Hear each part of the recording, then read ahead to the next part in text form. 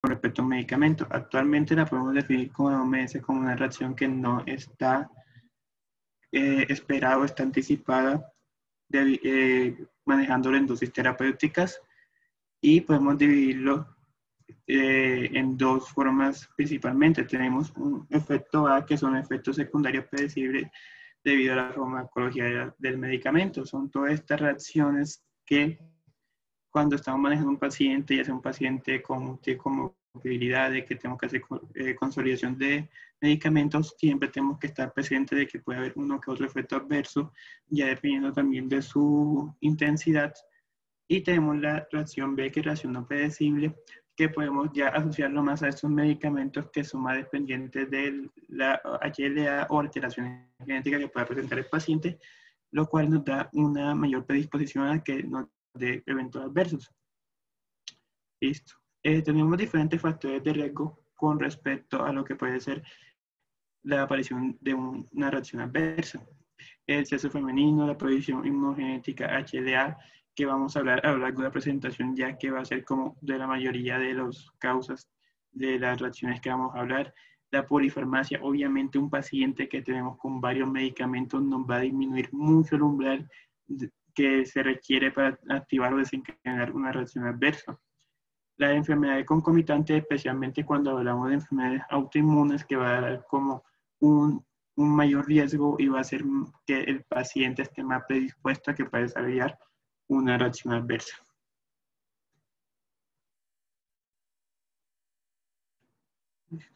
Cuando estamos hablando de las interacciones de los fármacos con el sistema inmunológico, que va a ser la mayoría sino que son todas las reacciones que vamos a hablar, tenemos que pensar en tres mecanismos principales. Fármacos que actúan como antígenos, superposición de mecanismos e interacción farmacológica con receptores inmunes, que es una teoría que viene desde el 1990 hacia la actualidad.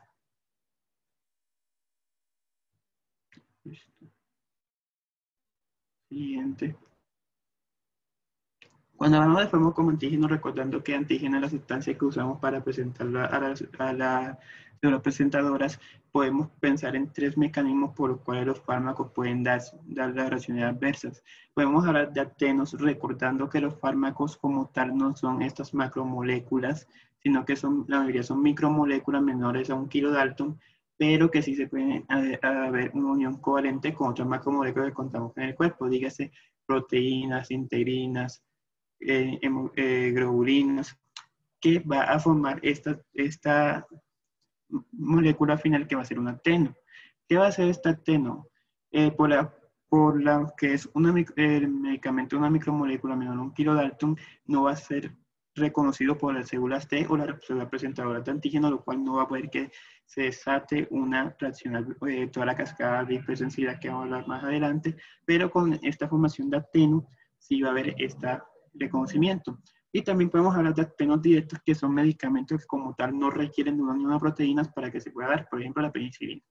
Tenemos metabolitos activos, recordando que los medicamentos tienen también un metabolismo hepático, llámese de primer paso, donde podemos tener dos casos. Una donde el metabolismo sea en el hepatocito y partes de los metabolitos reactivos escapan de la desintoxicación y llegan a ser presentadas por la célula presentadora de antígeno o las células dendríticas.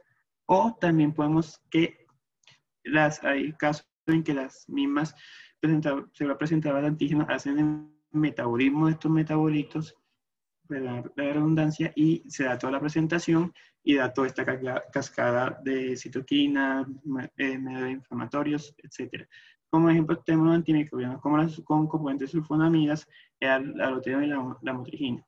Y la estimulación de respuesta humoral, más que todo, es lo que vamos a hablar a lo largo de la presentación, que va a ser todos estos procesos inmunes de la cascada de hipersensibilidad que cada fármaco nos puede dar. Listo. Cuando hablamos de la interacción fármaca con receptores inmunes, es una teoría que viene hace mucho tiempo, desde 1990, donde hablan que los medicamentos no solamente pueden solamente interaccionar con su componente diana, sino que puede también interaccionar con receptores TCR que no son dianas propias de medicamento. ¿Qué es lo que vamos a ver? Un medicamento que se une a a un receptor de células T altamente polimórfico y va a haber una reacción TCR-HLA. ¿Por qué esto es importante? Porque uno, necesitamos que se dé esta reacción como tal, especialmente dependiendo de que haya una activación de células T, ya que van a ser como la que active toda la parte clínica que vamos a ver por medio de diferentes mecanismos inmunológicos.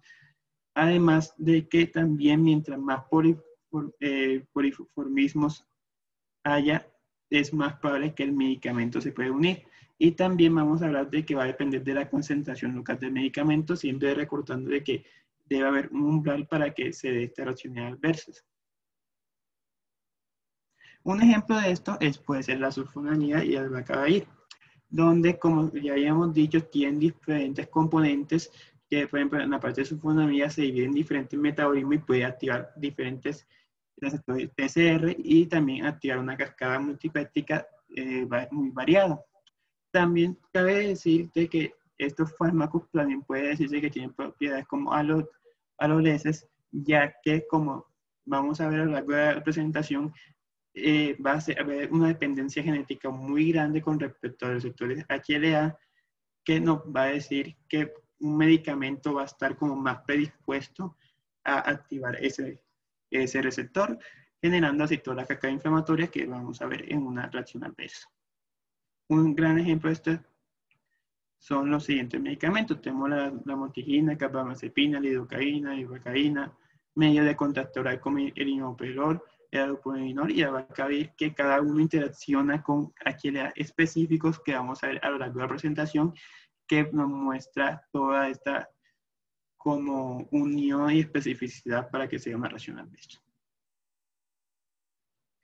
Cuando hablamos de mecanismos que se superponen, básicamente hay medicamentos que pueden tener tanto el mecanismo de presentación por actenos, como también puede tener todas estas interacciones PCR-HLA al mismo tiempo. Como le había explicado ahorita, por ejemplo, son estos microbianos antimicrobianos con sulfonamidas que tienen diferentes metabolitos, pueden activar toda esta cascada a la vez. Listo.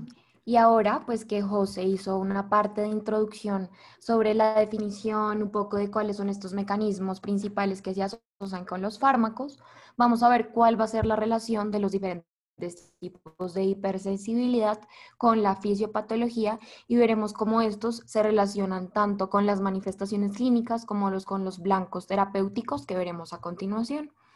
Para ello vamos a empezar hablando de la reacción de hipersensibilidad de tipo 1, recordando que esta va a ser aquella que va a tener una respuesta rápida, cuyas manifestaciones clínicas pueden presentarse incluso en la primera hora después de la exposición al fármaco. Dentro de las manifestaciones y presentaciones clínicas que tendremos, las más comunes son la urticaria, el angiodema y la anafilaxia, pues el shock anafiláctico. Acá les traemos una mnemotecnia que habla de que el first, o sea, el primer tipo, es el más rápido. Entonces, ¿esto cómo va a suceder? Vamos a contar con un fármaco, que ya veremos cuáles van a ser los más frecuentes, y estos fármacos van a tener una reacción muy importante a nivel de los diferentes capas a nivel de la piel. Van a tener una entrada específicamente a nivel de la lámina propia, generando efectos a nivel unión con el nervio vago, generando una vasoconstricción, como ya también veremos más adelante. Una vez entran, estos van a ser fagocitados por las células presentadoras de antígenos, como principalmente van a ser las células dendríticas y los macrófagos. Esta fagocitosis va a estar mediada por el sistema mayor de histocompatibilidad, por el MHC2 principalmente. Estos básicamente lo que harán serán generar una interacción con el linfocito TH2 y una vez sucede esta interacción tendremos acción con los receptores TSR, que como muy bien mencionaba José al principio, los fármacos van a tener un TSR específico y de acuerdo a lo siguiente pues vamos a tener una interacción mediante los CD4. En la medida que tenemos una relación del MHC2 y el CD4, tendremos una liberación de citoquinas específicas. Dentro de las más importantes para este tipo de reacción de hipersensibilidad, vamos a hablar de la interleuquina 1, de la interleuquina 5, la 4, las cuales van a tener un efecto muy importante, como ya veremos. Sin embargo, hay otras como la 13, la 3 e incluso la interleuquina 17.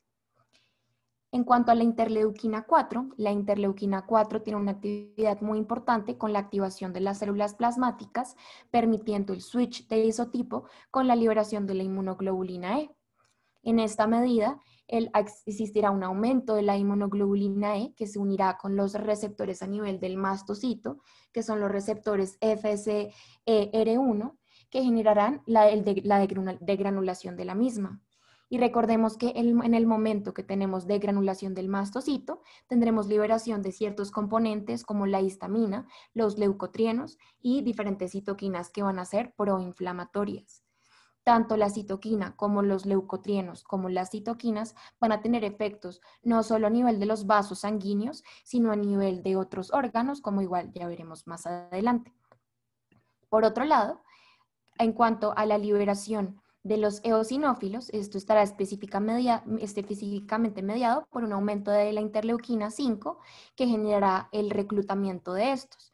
Y una vez estos están activados, aumentaremos la liberación, además, como igual que el mastocito, de leucotrienos, como también de proteasas, proteína básica mayor, y proteínas catiónicas, las cuales tendrán efectos muy importantes, generando daños a nivel del epitelio, y se han hecho varios estudios que se han dado cuenta que con exposiciones muy frecuentes a ciertos fármacos con un aumento sostenido de proteasas, proteína básica mayor y proteínas catiónicas, puede haber daño a nivel de las uniones dermocelulares, los tight junctions que pueden haber en la piel, favoreciendo la entrada de los diferentes alérgenos, que en este caso pues va a ser el medicamento, favoreciendo presentaciones más severas con el tiempo.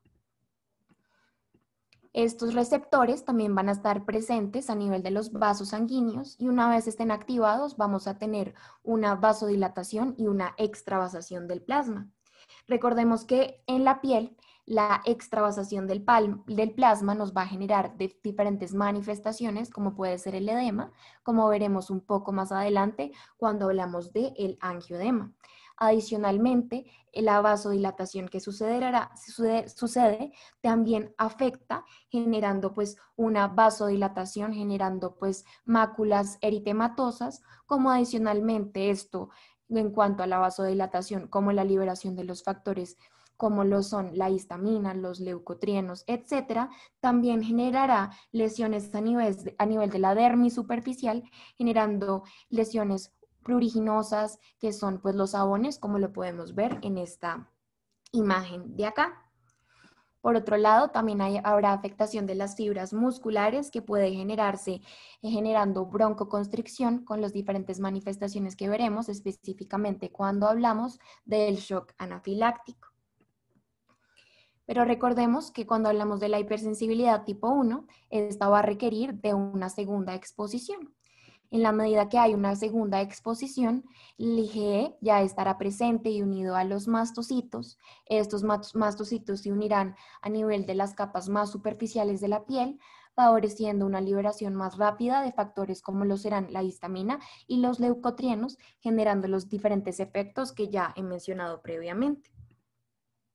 Sin embargo, no solo se describe que puede ser una reacción inmediata que sucede en la primera hora en la exposición, sino que se describe que hay un reclutamiento constante, no solo de eosinófilos, sino de otras células inflamatorias que puede perdurar hasta 16 horas después de la exposición. Por ello es muy importante hacer un adecuado manejo porque muchas veces los pacientes que inician con cuadros de urticaria o angioedema pueden progresar a complicaciones como ya lo vamos a ver en la siguiente diapositiva. Entonces, acá pues vemos algunas de las manifestaciones que mencioné previamente, la urticaria, que básicamente pues como mencionábamos previamente van a ser estas lesiones que van a generarse a nivel de la piel, que se presentan como placas o pápulas eritematosas, pruriginosas y que van a ser evanescentes, pues que van a corresponder a las ronchas y pues los abones que se van a generar en las primeras 24 horas. Importante resaltar que estas pueden afectar cualquier superficie de la piel y que pueden o no estar asociados a angioedema. Aquí, como podemos ver, pues tenemos la imagen del angioedema. Pero antes de que olvide mencionar en cuanto a la urticaria, debemos resaltar que estas pueden tener diferentes patrones. pueden ser lineales, pueden ser anulares, es decir, circulares, arqueadas o serpentiginosas, y pues pueden fusionarse y rápidamente coalescer y formar áreas grandes de lesiones que van a ser de características eritematosas que, como mencionaba previamente, son evanescentes. Adicionalmente, esto también se puede asociar con dermografismo, generando pues todas estas lesiones también que se pueden observar. Y ahora bien, cuando ya hablamos de la parte histológica en cuanto a la urticaria, se describe que, como podemos ver aquí, se asocia específicamente a un gran edema que podemos tener a nivel de la dermis, como también en cuanto a las biopsias y a la histología que podemos tener en estos casos, podemos tener una infiltración perivascular tanto de linfocitos como de eosinófilos. Por otro lado, como vemos en esta imagen de la letra C, también podemos ver que hay un aumento de los neutrófilos, que sobre todo sucede en las urticarias neutrofílicas. Y por último, en cuanto a histología, podemos ver también afectación a nivel de los vasos sanguíneos, que en este caso corresponde a una venulitis o una vasculitis por urticaria. En cuanto al angioedema, habíamos mencionado que la urticaria puede o no asociarse al angioedema, y en este caso esto va a tener un compromiso a nivel del tejido subcutáneo más profundo, específicamente afectando labios, párpados, plantas e incluso puede tener afectación a nivel de los genitales. Pero me parece muy importante resaltar que no necesariamente la presentación de un angioedema va a ser indicativo de que va a progresar a una complicación como lo será el shock anafiláctico. Esto es muy importante, pues resaltarlo, porque puede que las manifestaciones sean más evidentes y por ende pues se considere que esto puede llegar al shock anafiláctico. Sin embargo, como ya veremos en el manejo, siempre pues igual lo vamos a dar. En cuanto a los fármacos que más se asocian con la generación de urticaria y angioedema, que se asocian pues con hipersensibilidad de tipo 1, contamos con las penicilinas, que como mencionaba José, pueden generar una presentación por presentación directa, activando el sistema inmunológico, otros medios de contraste y diferentes antibióticos como por ejemplo la vancomicina o incluso AINES o la codeína.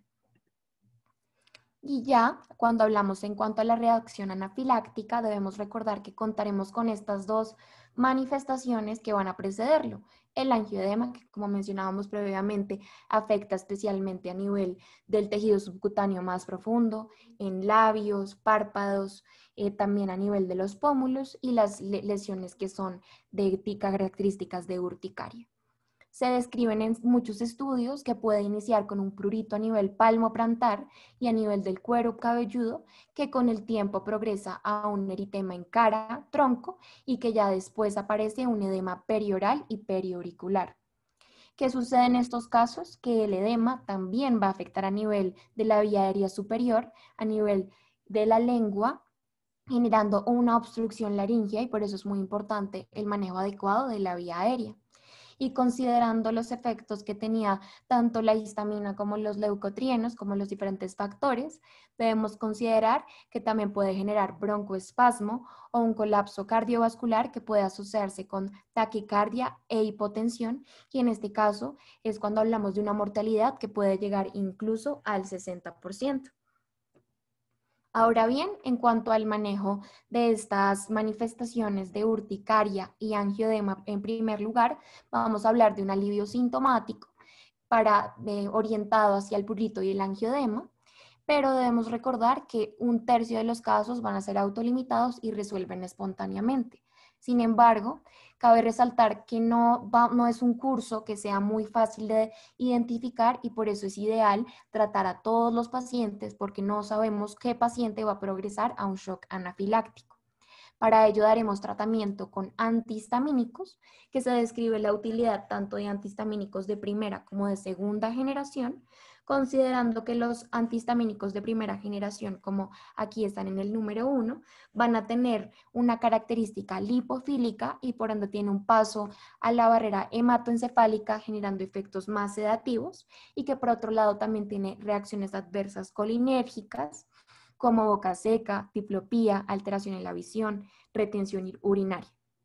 Y por ello, diferentes artículos sugieren el uso de antihistamínicos de segunda generación, los cuales tienen menores efectos en estos casos. Acá tenemos algunas de dosis, también hay presentación intravenosas que se sugieren en algunos de estos casos y se describen en algunos estudios la utilidad de glucocorticoides como la prednisona de 40 a 60 miligramos vía oral por 5 días cuando está pues en casos agudos. Esto no se recomienda en urticaria crónica, pero ya eso no corresponderá a una reacción adversa medicamentosa como tal, sino tiene otros mecanismos fisiopatológicos asociados. En cuanto a la anafilaxis, como les mencionaba previamente, tiene un curso variable, predecible, que pues puede inicialmente responder de forma espontánea, pero también puede tener este compromiso respiratorio, cardiovascular, y por eso es muy importante hacer un tratamiento. Y para ello el tratamiento va a ser con epinefrina, acá tenemos la presentación de la ampolla, y la dosis va a ser de un máximo de 0.5 miligramos intramuscular. Se prefiere intramuscular en relación con el intravenoso, de acuerdo a que va a tener un aumento de las concentraciones plasmáticas y a nivel de los tejidos. Y cuando se administra intravenoso, hay un aumento de riesgos de las complicaciones, especialmente a nivel cardiovascular, como hipotensiones, arritmias ventriculares, etc. Debemos entonces recordar que este va a tener un efecto alfa-1, adrenérgico, aumentando la vasoconstricción, aumentando la resistencia vascular periférica y disminuyendo el edema de las mucosas, especialmente en la vía aérea superior, como también aumento del efecto inotrópico y cronotrópico, y adicionalmente disminuye la liberación de mediadores inflamatorios de los mastocitos y de los basófilos. También es importante pues la adecuada administración de líquidos, y hay otros estudios que también favorecen el uso de albuterol nebulizado para el broncoespasmo, que también puede suceder, pero pues está muy debatido también. Y cabe resaltar, antes de continuar con lo siguiente, que hay estudios que hablan de que no se debe administrar ni epinefrina ni antihistamínicos en pacientes que están en tratamiento con beta bloqueadores asociado o no a los IECAS. Se dice que estos tienen una anafilaxis más severa y en estos casos se prefiere la administración de glucagón, que él se administrará de 1 a 5 miligramos IV en bolo de 5 minutos, seguido de una infusión de 5 a 15 microgramos por minuto. Recordemos que el glucagón va a tener también efectos inotrópicos y cronotrópicos que no van a estar mediados por los receptores beta.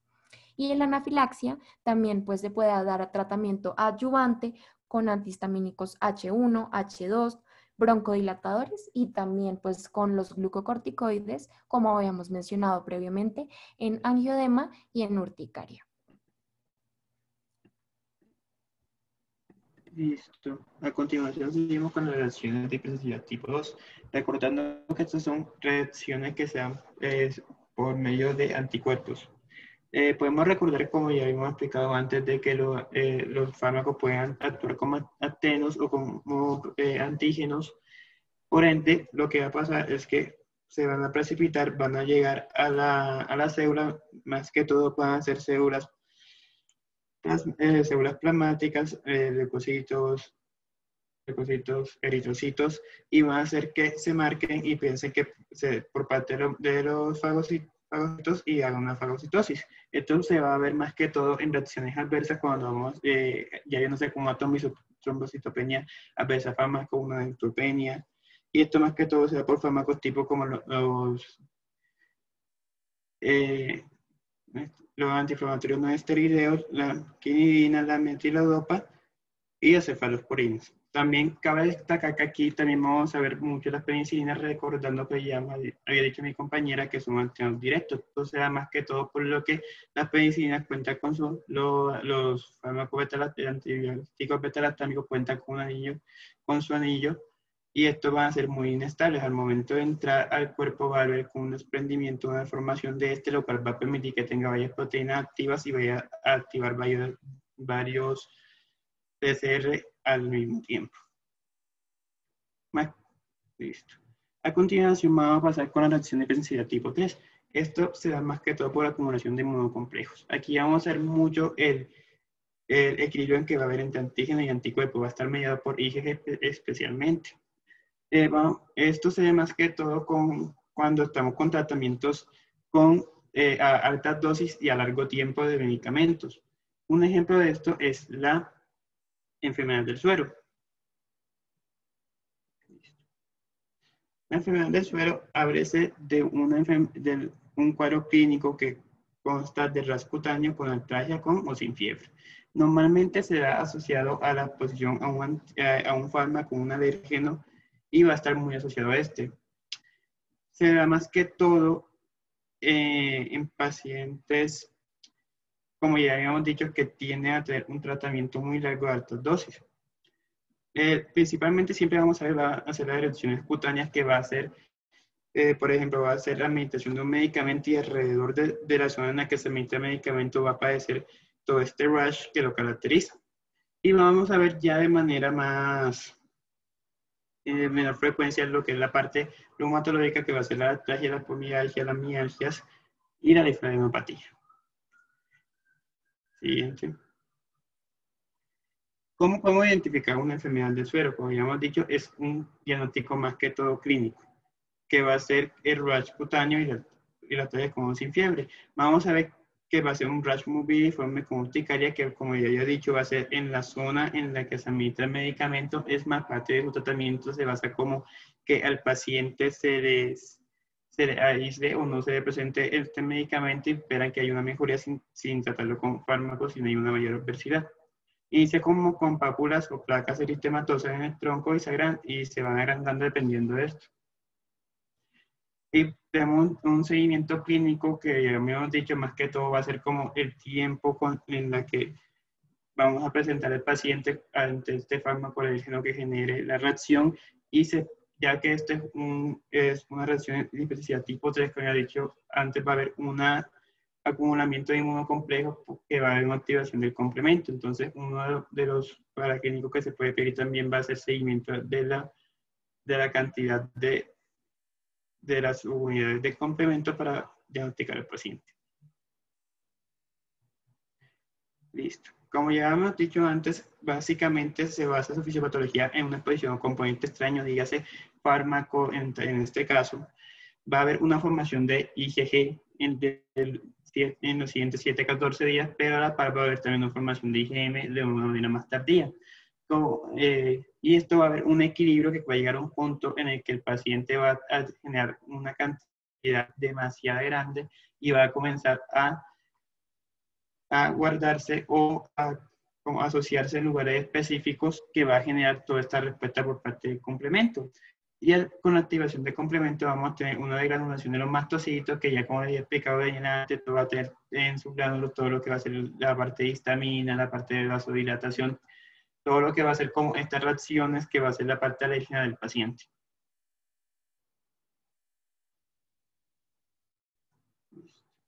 En cuanto al tratamiento, principalmente se basa en el retiro del agente desencadenante. Cuando el paciente vemos de que ya tenemos identificado a esta agente, se supone que a lo largo de 2 semanas va a haber una mejoría con respecto a esto, de que ya va a dejar de presentar las reacciones adversas. En tal caso que el paciente no presente esta mejoría, puede manejarse ya con un manejo antihistamínico, antiinflamatorio. Y ya cuando vemos que incluso el paciente no responde a esto, se puede dar un manejo glucocorticoides, pensando más que todo en prednisolona vía intravenosa. Aquí vemos un cuadro donde se ve una serie de seguimientos de casos que vemos cómo se da el ejemplo a lo largo del tiempo y en las representaciones clínicas en pacientes pediátricos, y vemos cómo puede variar a lo largo del tiempo, y también la diferencia de que no es un caso como dependiente, va a ser muy dependiente de cada organismo.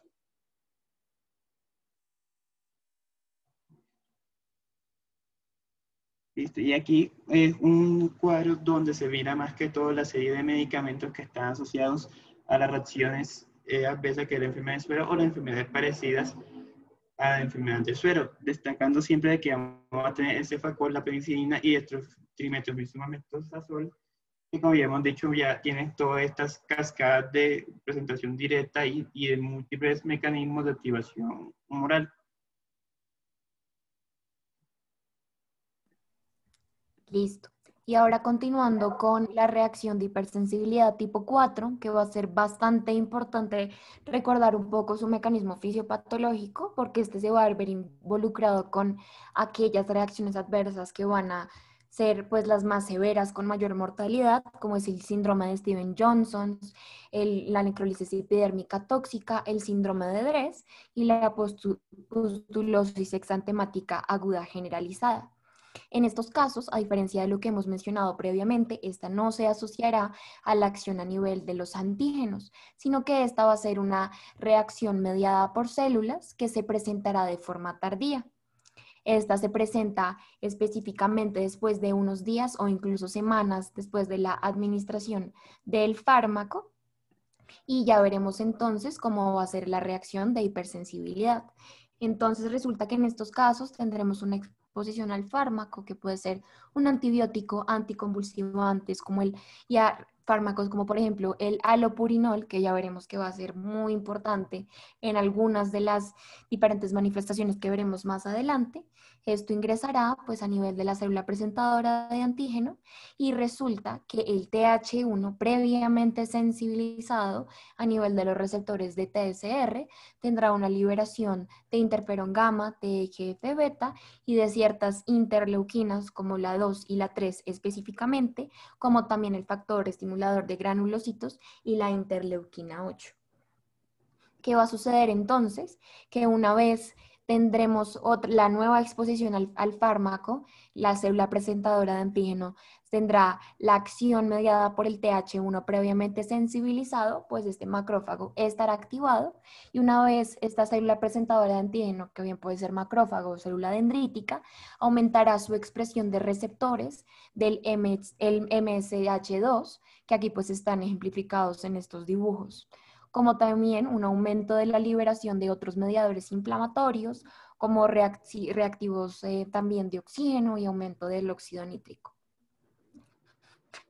Acá vemos también un esquema de cómo, en la medida que ya tenemos una sensibilización previa del TH1, pues esto va a favorecer básicamente un aumento de la respuesta de los macrófagos con la producción de especies reactivas de oxígeno, aumento de enzimas lisosómicas que van a ser muy importantes porque inducirán una apoptosis celular, como adicionalmente la liberación de citoquinas como el TNF, la interleuquina 1 y la interleuquina 2, que van a favorecer el reclutamiento de otras citoquinas proinflamatorias, como también aumento de la inflamación como tal.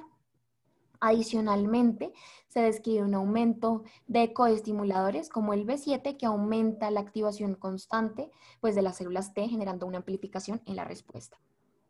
Esto puede darse por dos vías, es decir, la hipersensibilidad tipo 1 puede darse en primer lugar por una citotoxicidad directa, especialmente a nivel de los CD8, que básicamente lo que harán será una presentación antigénica dentro de la célula, liberando, por ejemplo, perforinas, gran enzimas que van a inducir la apoptosis celular, y también se describe que esto puede ser aumentado en casos de inmunidad, como por ejemplo en pacientes con diabetes mellitus tipo 1 o tiroiditis de Hashimoto.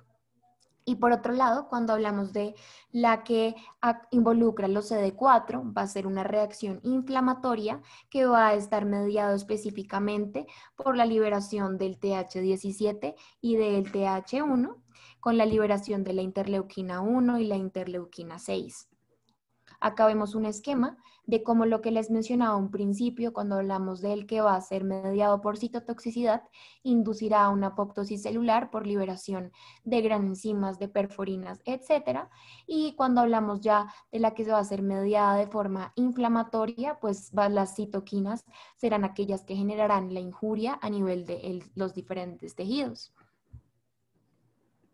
Entonces, como mencionábamos previamente, pues esto va a tener una acción específicamente mediada por un aumento de la apoptosis celular por liberación tanto de perforinas como gran enzimas, que lo que harán serán aumentar una cascada de señalización para liberar las vías de las caspasas, aumentando la apoptosis.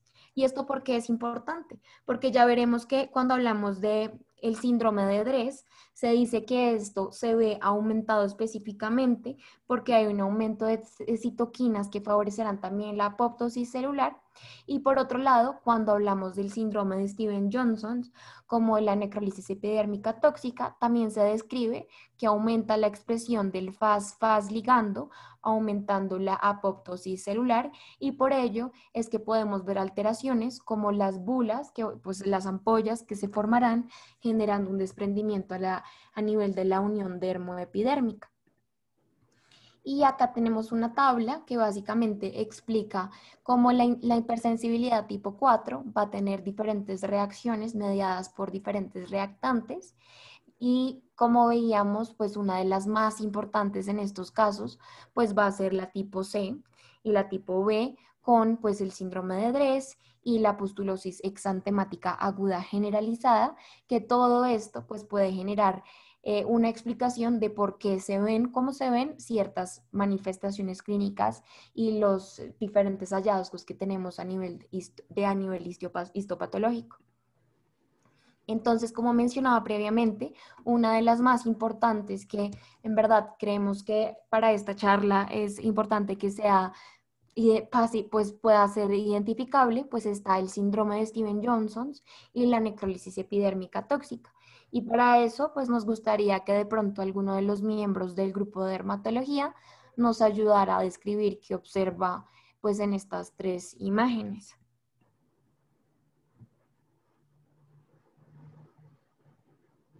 De pronto uno de los miembros proactivos.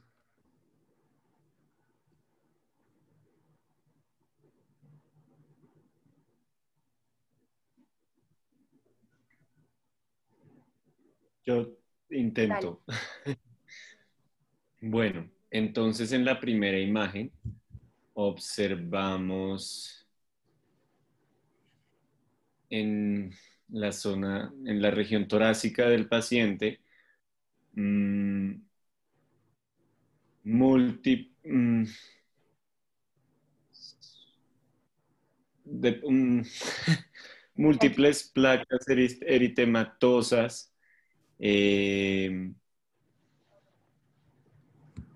con bordes bien definidos, asociadas a costras hemáticas. Adicionalmente, en las otras imágenes observamos a nivel de la boca, por ejemplo, si no alcanzo a ver muy bien, pero pensaría que son vesículas de contenido tal vez ceroso en los labios y a nivel del...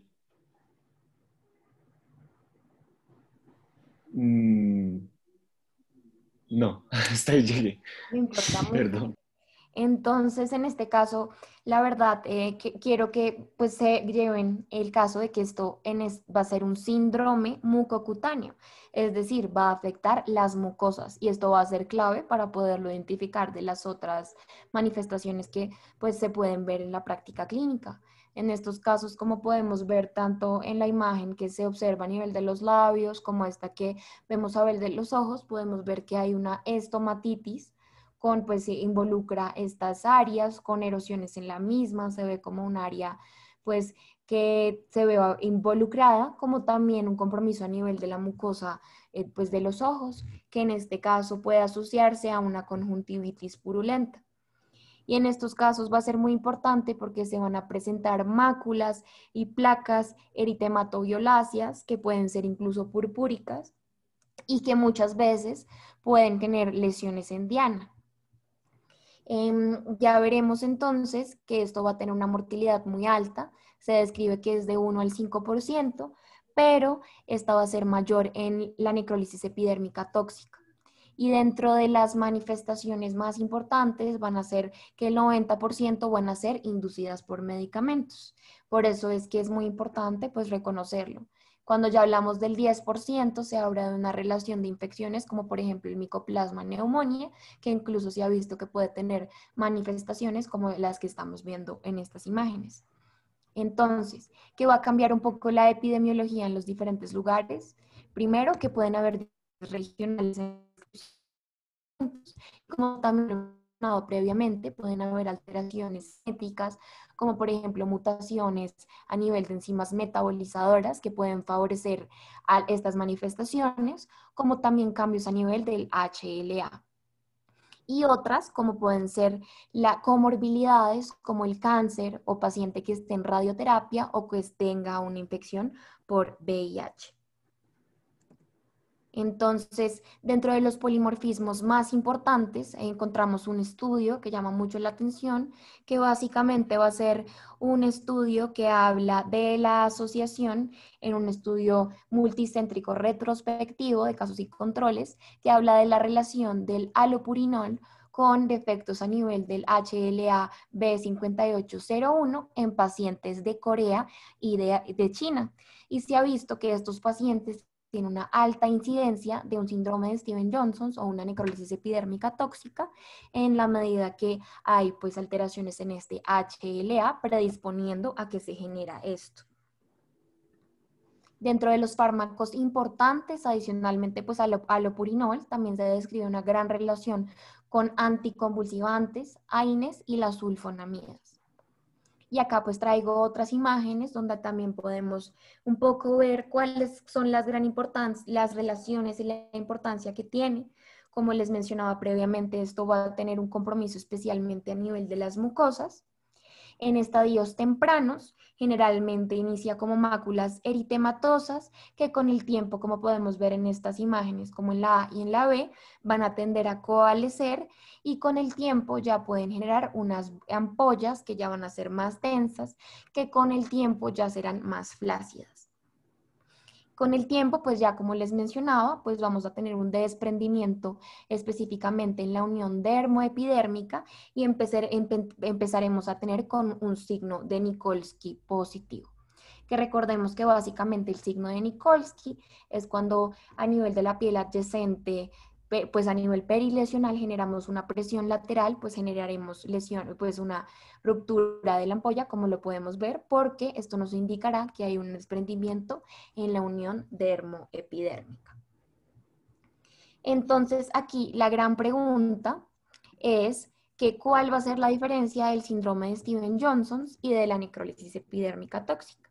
Y aquí básicamente hablaremos de que muchos estudios últimamente, pues en los años, hablan de que estas entidades no deberían diferenciarse como tal y que estas básicamente tienen la diferencia en cuanto a la extensión de superficie corporal que afecten, siendo el síndrome de Stevens-Johnson aquel que afecta del 1 al 10% y la necrólisis epidérmica tóxica un más del 30%.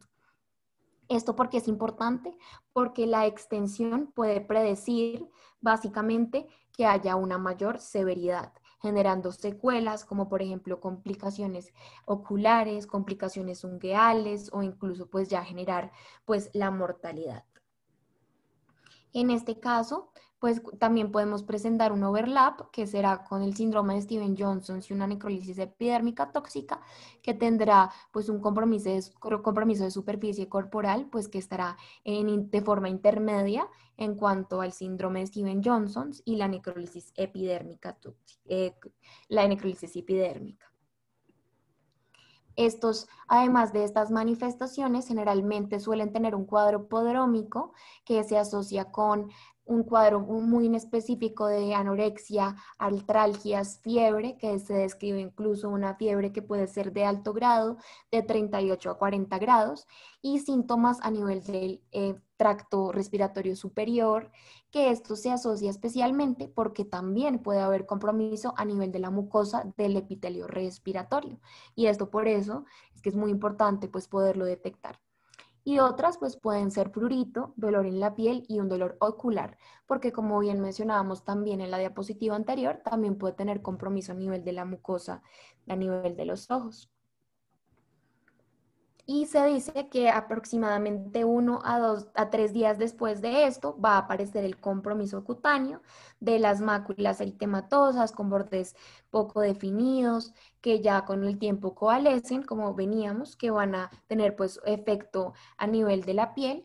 Y con el tiempo, pues pueden tener un aspecto grisáceo, como lo vemos en esta imagen, un aspecto café, que va a ser básicamente por el desprendimiento de las láminas que generan pues la piel ya desprendida como tal. Y acá, pues lo que les mencionaba, pues en cuanto a la progresión de cómo va a ser y que recordemos que esto puede afectar cualquier mucosa, desde la boca hasta los genitales, hasta el epitelio respiratorio.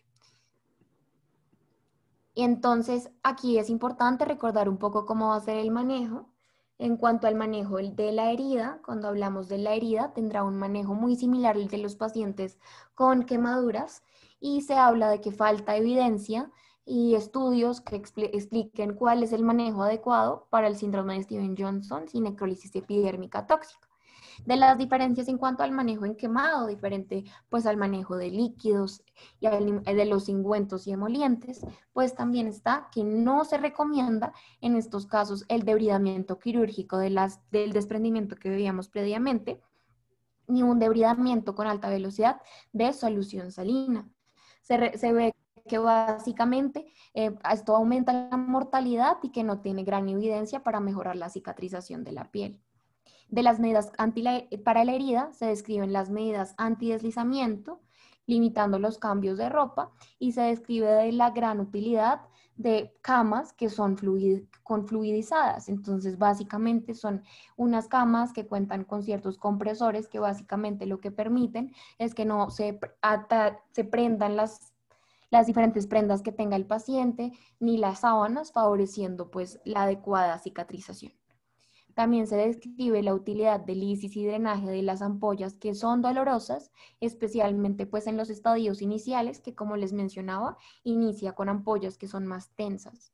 Y también la gran utilidad de limpieza con solución salina, apósitos de clorexidina y el uso de emolientes como vaselina también tiene una gran utilidad porque mejoran la función de la piel, reducen la pérdida transcutánea y mejora la reepitalización. A nivel ocular, se dice que esto tiene una afectación del 50 o incluso 90% de los pacientes que puede preceder o puede suceder luego de las manifestaciones cutáneas. Y en estos casos puede asociarse a blefaritis, ojo seco, queratinopatías e incluso uveitis. Y pues es muy importante que el paciente tenga una evaluación idealmente por oftalmología. En caso de que no, pues hay unas medidas que se recomiendan, como por ejemplo que el paciente esté en reposo, que evite que él mantenga los ojos pues abiertos, también un tratamiento con solución salina para eliminar el debris que puede también estar afectando el ojo, como también se describe, pero de forma limitada, la utilidad de tratamiento tópico como lubricantes y antihistamínicos. E incluso en pacientes sin compromiso ocular se recomienda el uso de lágrimas naturales 4 veces al día y también se describe la utilidad de corticoides tópicos para disminuir la inflamación, específicamente con el acetato de prednisona al 1% de 2 a 6 veces al día. En cuanto a los antibióticos, la evidencia pues es limitada, pero en caso de que se considere infección, pues se utiliza pues la moxifloxacina de 0.5% 3 veces al día. Y no hay estudios que avalen la utilidad del tratamiento antibiótico de forma profiláctica.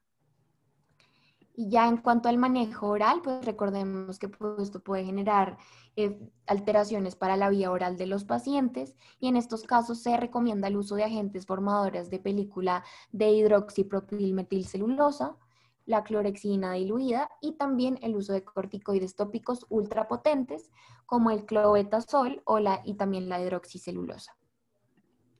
Y otra cosa muy importante para resaltar es la afectación a nivel de la mucosa urogenital, porque va a presentarse en el 70% de los casos y en la medida que no sea con tratamiento adecuado, puede tener manifestaciones como estenosis a nivel de la uretra, fimosis, dolor crónico, dispareunia e incluso disfunción sexual.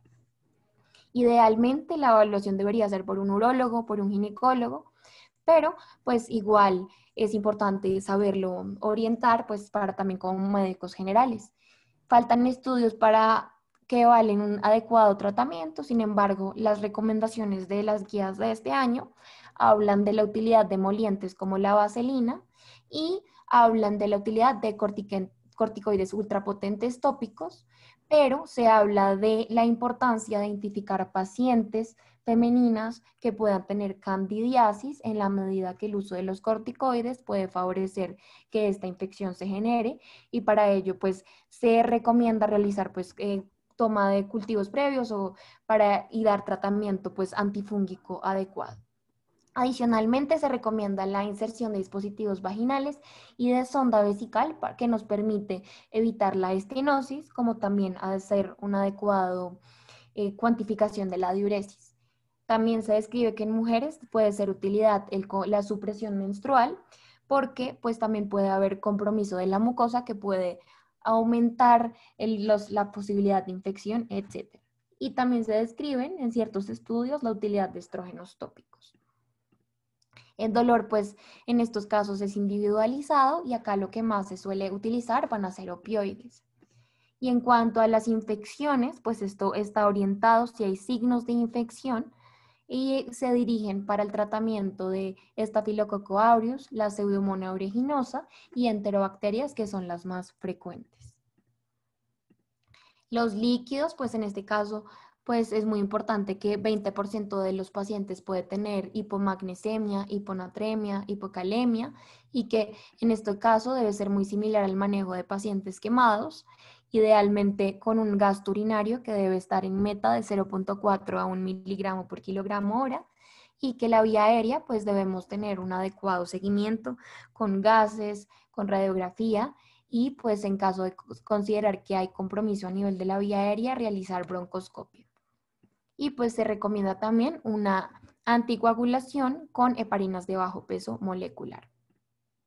Y ya finalizando en cuanto al tratamiento del síndrome de Stevens-Johnson y la necrólisis epidérmica tóxica, también se habla de un aumento del requerimiento calórico y que en estos casos las metas de glucosa deben ser de 110 a 180, un poco más arriba de lo que se sugiere pues en las guías, considerando de que la hipoglicemia puede tener unas manifestaciones más severas. Acá también les traemos otro tipo de hipersensibilidad tipo 4. No sé si de pronto alguno quisiera decirme qué piensa en estas imágenes o a qué se le parece. De pronto escribirlo en el chat.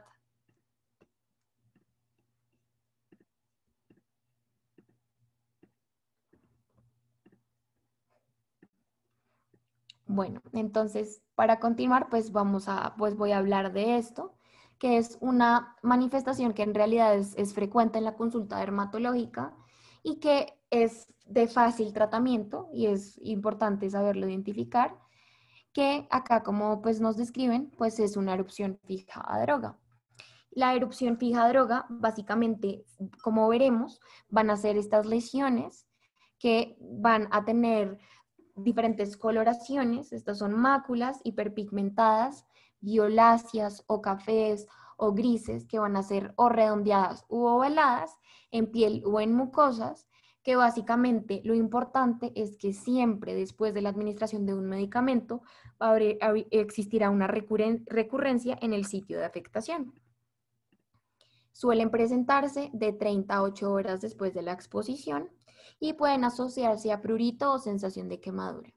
Y lo gran importante en este caso es que desaparece en el momento que se descontinúa el medicamento. También se describe que cuando hay múltiples puede generar fiebre, náuseas, vómito, diarrea e incluso dolor abdominal. Como les mencionaba, lo importante aquí para identificarlo es que siempre existirá una recurrencia en el sitio afectado. Sin embargo, diferentes estudios también hablan de que también los sitios que pueden afectar pueden ser, por ejemplo, en pacientes que cuentan con enfermedades inflamatorias como psoriasis o linfoma de células T, y es que estos pueden afectar las áreas donde tienen las lesiones por la enfermedad per se. De los medicamentos más involucrados están ciertos antibióticos, AINES, barbitúricos, psicofármacos e incluso anticonceptivos orales. Inicialmente pues va a ser lesiones únicas y con el tiempo pueden presentarse más, y hay sitios específicos o patrones que se asocian a ciertos medicamentos. Dentro de los más importantes, por ejemplo, está el naproxeno, que suele afectar específicamente los labios de forma más frecuente, al igual que otras sulfonamidas o otros fármacos que también pueden afectar otras entidades como tronco y extremidades con el paracetamol. En cuanto a la histología, pues cabe resaltar que esto se asocia con una necrólisis de queratinocitos y que también tiene un infiltrado inflamatorio, y que pueden existir diferentes variantes que pueden asociarse en estos casos. Acá podemos ver una lesión que será una erupción fija a drogas, que será en target o pues en diana. Y acá podemos ver otra que se puede presentar, que va a ser hiperpigmentada. También podemos ver lesiones que aquí pues vemos a nivel del glande, que es una erupción a drogas vesicular, y otras que pueden ser ya ser múltiples, como lo vemos en esta imagen. Y acá lo importante, como mencionábamos previamente, es que el tratamiento es identificar el agente, suspenderlo, pero también podemos ver tratamiento sintomático, pero también se describe el uso de corticoides tópicos, pero está muy limitado. Y ya esta y otra más vamos a mencionar, ya José mencionará a continuación, pero les voy a hablar del síndrome de Dres, que también es importante saberlo identificar porque también pues puede tener ciertas complicaciones. Como lo dice el nombre, el síndrome de Dres va a ser un rash asociado a drogas que se asocia con eosinofilia y síntomas sistémicos. Dentro de estos síntomas sistémicos se asocia un compromiso de órganos como el hígado, el riñón y el sistema hematológico de manera pues más frecuente. Acá básicamente los síntomas pueden aparecer de 1 a 8 semanas después de que ya hay la exposición al medicamento, y suele iniciar con prurito y fiebre de 38 a 40 grados, generando ya después una erupción morbiliforme. Aquí vemos una imagen muy característica del síndrome de Dres, que básicamente es una erupción morbiliforme, que es difusa, confluente, que va a tener un eritema infiltrado, y es muy importante porque también, como podemos ver aquí señalado, puede tener una acentuación folicular. Y acá es muy sugestivo que cuando hay compromiso más del 50% de la superficie corporal, se asocia a síndrome de Dres, al igual que si hay afectación con edema facial, descamación y compromiso con dolor en las mucosas, también es muy sugestivo de síndrome de Dres. Esto, pues en cuanto a epidemiología, pues la incidencia no es tanta, pero es de 1 en 10.000 habitantes, especialmente con sulfonamidas y antiepilépticos, pero la mortalidad puede ser incluso el 30% por el compromiso de órganos, como los había mencionado previamente. Otros de los fármacos, pues adicionales a los anticonvulsivantes, está el halopurinol, que también lo habíamos mencionado previamente, antirretrovirales y ciertos calcio antagonistas. Entonces, como veíamos, esto se llama pues síndrome de Dres, que es drug rush con eosinofilia y síntomas sistémicos. De los más importantes van a ser a nivel de los pulmones, del hígado y del riñón. Y esto va a presentarse incluso en el 90% de los pacientes. Y esto pues lo podemos identificar por los paraclínicos y por la clínica. Entonces, a nivel hematológico, pues como lo dice el nombre, pues tendrá evidentemente eosinofilia, que puede asociarse a leucocitosis e incluso anemia hemolítica. Con afectación a nivel del sistema respiratorio, pues es muy inespecífico, es más por los síntomas clínicos, y se asocia especialmente por pacientes que presentan cuadros de una neumonitis como también síntomas no específicos como tos, fiebre, y en la radiografía de tórax suele verse una neumonitis intersticial que puede asociarse o no a una efusión pleural. A nivel del hígado, como podemos ver aquí, pues se asocia especialmente con una hepatitis, que básicamente van a tener un infiltrado granulomatoso de eosinófilos. Y en estos casos lo podemos diagnosticar con una ALT o AST dos veces arriba del límite normal, como una fosfatasa alcalina aumentada. Como también puede asociarse un aumento de los tiempos de coagulación y un aumento de la bilirrubina, pero estos no son tan frecuentes.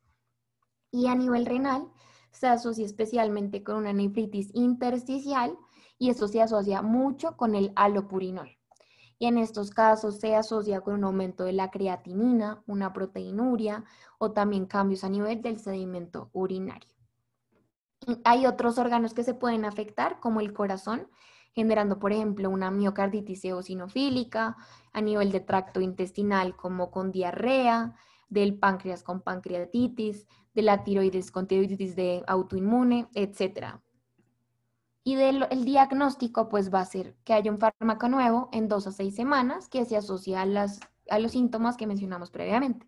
Las erupciones cutáneas, la fiebre, el edema facial, también linfadenopatías y laboratorios que muestren la eosinofilia con compromiso, pues, de los órganos que mencionamos previamente. Entonces, en cuanto al tratamiento, pues, como lo hemos mencionado previamente, muy importante desencadenar el fármaco. Y se habla también de utilidad de esteroides sistémicos y de manejo de soporte, especialmente orientado por el compromiso a nivel de los órganos que mencionamos previamente. Y se habla de que cuando no hay un manejo adecuado con esteroides sistémicos, puede haber utilidad de ciclosporina. También hay estudios que hablan de la utilidad de los antivirales, porque al parecer la infección por el herpes tipo 6 parece gatillar este proceso de síndrome de Dres, como también se habla de la utilidad de inmunoglobulinas intravenosas. Y ahora pues vamos a continuar con este. Listo. Continuamos con la pustulosis exantémica aguda generalizada o AGT en sus siglas en inglés. Como ya había dicho mi compañera, es una reacción tipo 4D, es decir, que va a estar mediada más que todo por inflamación con neutrófilos. Esto justificado especialmente porque va a haber liberación de interleuquina 8 y factor estimulante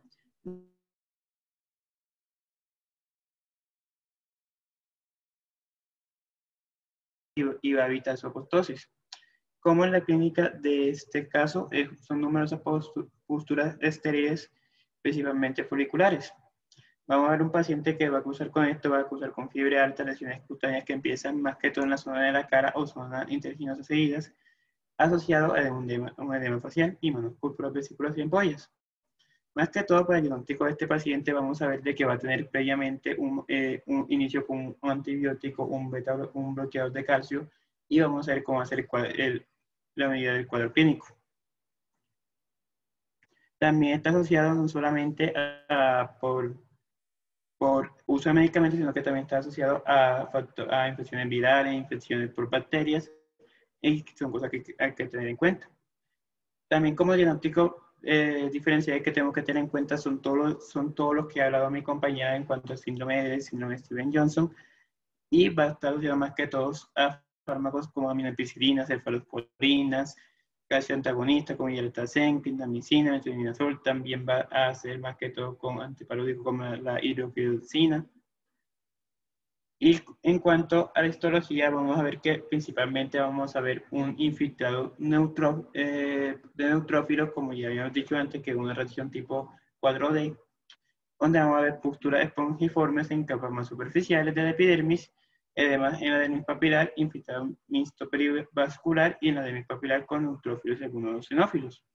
Para el diagnóstico de este síndrome también vamos a requerir tanto de la clínica del paciente como esto hallazgo histológico. También se pide que se hagan biopsias para descartar que no haya infecciones bacterianas.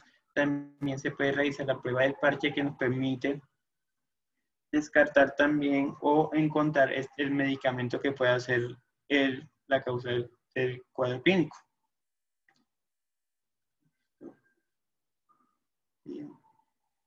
Como vamos a ver, va a ser un cuadro autolimitado y espontáneo que normalmente va a resolver a las 2 semanas. Tiene una mortalidad muy baja del 5%. Como ya hemos visto antes, en cuanto al tratamiento, con todas las reacciones, va a ser principalmente retirar el agente causal del paciente para que no sigamos exponiendo y generar una exacerbación del cuadro. Y también se va a manejar más que todo con antihistamínicos y antipiréticos. No se recomienda el uso de antibióticos, obviamente, por lo que son la mayoría de clases de medicamentos que va a ser como las causales de este cuadro clínico. El uso de corticosteroides no está recomendado como tal, pero puede ayudar para la facilitación del del cuadro clínico en cuanto al efecto antiinflamatorio. Y se ha de utilizar el ciclosporina en casos resistentes a la corticoterapia. Igualmente, se prefiere no pasar del manejo antihistamínico y antipirético, ya que es un cuadro que puede solucionarse con el retiro del medicamento.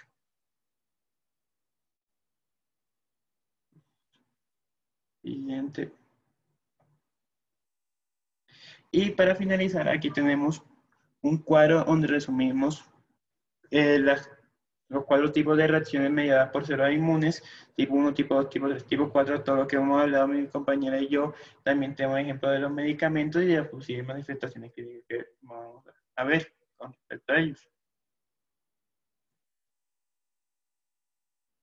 Y aquí para tipo bonus vamos a un cuadro que nos muestra los diferentes tipos de reacciones adversas de las que hemos hablado últimamente y las epidemiología con la que vamos a ver tanto como en su caso producida por fármaco, el intervalo de tiempo que toma para desarrollar el cuadro clínico, la mortalidad que implica cada uno y cuáles son las posibles causas por fármacos implicados.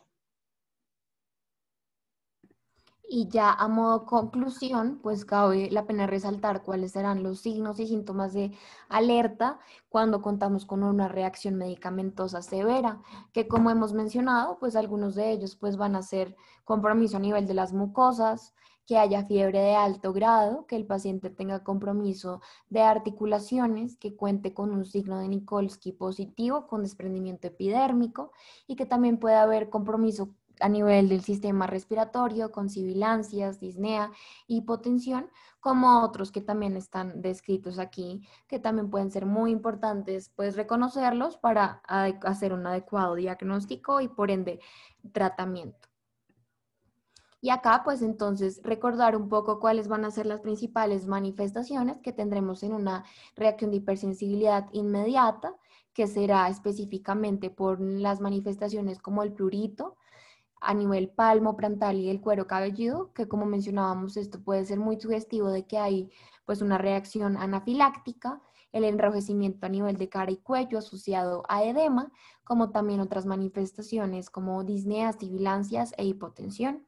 Y a nivel de las tardías, pues puede generar pues básicamente dolores cutáneos, lesiones en diana, como habíamos hablado en el caso de síndrome de Stevens-Johnson y necrólisis epidérmica tóxica, al igual que el desprendimiento de la dermis asociado a la necrosis cutánea y que puede haber pues estas erosiones que pueden progresar a costras pues hemorrágicas que afecten sobre todo las mucosas, al igual que la fiebre alta.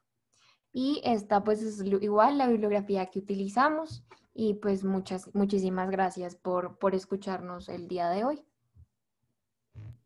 Gracias Dani, gracias José por la charla. De verdad que es un tema demasiado importante que todos deberíamos conocer. Entonces, pues nada, agradecerle también al grupo de toxicología que está aquí presente y pues nos hicieron esta invitación. Esperamos tener muchas más en próximas ocasiones. Y a los doctores, también muchísimas gracias. Los que tengan preguntas pueden hacerlas por el chat y pues nada, le doy la palabra a los doctores por si quieren agregar algo, si tienen algún comentario y ya tienen el link de la asistencia en el chat para que no se les olvide diligenciarlo los del DERMIC.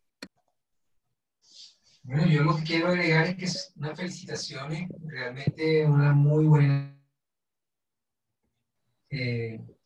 La charla estuvo muy bien orientada. Yo creo que debemos seguir en esa línea y esto es una cosa que tienen que saber todos los médicos generales, porque cuando estén en el rural se les pueden presentar cosas como estas. A mí me ocurrió en el internado que lo más terrible era que eran unos pacientes que se les quemó la casa y estaban en el tratamiento de la quemadura y les pusieron sulfadiacina de plata, y con sulfadiacina de plata hicieron un síndrome de Steven-Johnson. Los que estaban menos severos hicieron el síndrome de Steven-Johnson, así que se imaginarán el manejo que tuvimos que darle. No fue fácil y la mortalidad estuvo un poquito alta porque había pacientes con quemaduras de más del 40% de la superficie corporal, y los que tenían menos del 10 hicieron el Steven-Johnson. Ustedes se imaginan que se agravaron también. Entonces, debemos conocer esto, debemos conocer la fisiopatología, por qué utilizar en un momento dado los esteroides para salvarle la vida al paciente. Y esto es las urticarias agudas y el síndrome de Steven-Johnson, y esto generalmente lo ven son las personas que trabajan en urgencias. Esto es muy difícil verlo en consulta externa. Es muy raro que nos llegue un DRES o una pustulosis exantemática. Es muy raro que nos llegue a consulta externa. Bueno, que puede ocurrir con este sistema tan loco de salud que tenemos, ¿no? Y aprovecho para recordarles que el 27 en la noche y el 28 en la mañana tendremos el cuarto simposio virtual de inmunodermatología. Ya le pasé a Daniela los links para que se inscriban. Realmente los espero. Son charlas que explican la dermatología a través de la inmunología y con unos profesores excelentes, tanto nacionales como internacionales. Y aprovechemos que es gratuito, que está financiado por la industria farmacéutica, y que vamos a tener 19 charlas espectaculares en donde hacemos explicaciones desde la estética hasta la enfermedad más extraña que ustedes se puedan imaginar. Vamos a explicar la inmunología de la estética, imagínense. Entonces, es bien llamativo. Dani, pásales a tus compañeros el link, y son dos links porque son 2 días diferentes, el viernes en la noche y el sábado en la mañana, del 27 y 28 de noviembre. Espero que reserven el día y los espero en el evento. Muchísimas gracias. Muchas gracias, doctor. Buenas noches, muchas gracias por la invitación. Yo me quiero unir a la felicitación del doctor Castillo. Me parece que tanto Daniela como José Rafael hicieron una magnífica exposición. Yo siento que tocaron pues prácticamente todo lo que uno querría escuchar en una charla sobre reacciones adversas dermatológicas. Hablaron pues de la presentación clínica habitual, ¿cierto? Muy claros pues en la parte de la semiología. Muy bien la exposición en la parte de fisiopatología. Creo que era como el fuerte de la charla, y realmente vi que en esa parte pues era muy profunda, estaba muy actualizada. Y bueno, pues no, realmente no me resta más que felicitarlos. Yo como farmacólogo, pues que he trabajado el tema de farmacovigilancia, ustedes lo saben, de reacciones adversas a medicamentos. Nosotros alguna vez sí reportamos el caso de una pacientica con Steven-Johnson de Medellín. Como decía el doctor Castillo, realmente pues no llegó por dermatología, realmente había llegado a urgencias, a Salem. Y era fenitoína, hasta donde recuerdo esta paciente. Ella pues se le da el manejo con líquidos endovenosos, con corticoides, se le hace el cubrimiento antibiótico y afortunadamente la paciente logra salir adelante. Es un reporte de casos que nosotros logramos reportar porque incluso teníamos la biopsia de piel pues confirmatoria del caso. Y como farmacólogo, pues yo quería insistirles mucho en los tiempos de latencia de las reacciones adversas. O sea, porque ustedes nos hablaban de pronto de los signos de alarma y que estas lesiones en diana que son como premonitorias, por ejemplo, del Steven-Johnson, pero ahí es clarísimo, ustedes nos lo decían en la presentación, que es que un paciente, por ejemplo, nace en Steven-Johnson de un día para otro. Si esto tarda pues algunos días en darse, probablemente algunas semanas. El pico, digamos, de ocurrencia del Steven-Johnson es más o menos como a los 20 días de exposición al medicamento causal o el medicamento sospechoso. Y creo que eso puede ser muy útil también como para ustedes como médicos para el día de mañana hacer el diagnóstico diferencial de lo que puede estar pasando con los medicamentos. O sea, de pronto no solo tener claros los posibles signos de alarma dermatológicos y los medicamentos que más frecuentemente causan estas reacciones, sino los tiempos de latencia entre la exposición al medicamento y la generación de evento adverso como tal, creo que les pueden dar a ustedes muchas pistas al momento de hacer el diagnóstico diferencial. Por lo demás, pues, magnífica exposición, vuelvo y reitero, y pues muchas gracias por la invitación. Muchísimas gracias, pues tanto al Gracias, doctor doctor. Calderón como pues al doctor Castillo y pues a todos los asistentes del grupo en dermatología y en toxicología.